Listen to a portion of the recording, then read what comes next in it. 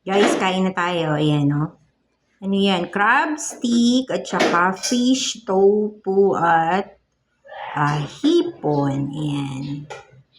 Dalawa yan. Yan ang almusal namin ngayon. Ayan, no?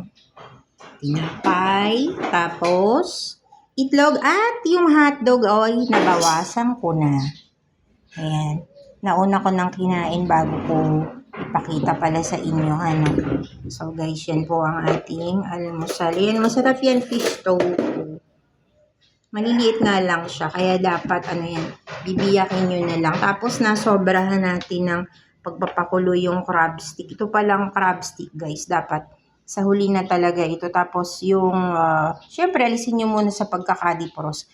Pagka kumukulo na po yung tubig, tapos, nailagay nyo na yung hipon, yung tofu, fish tofu. Tapos, yung malapit na hanguin, noon lang po pala natin dapat ilagay ang crab stick. Alam niyo yung crab stick, guys. Hindi lang sa supermarket na bibili yan, tsaka yung fish tofu.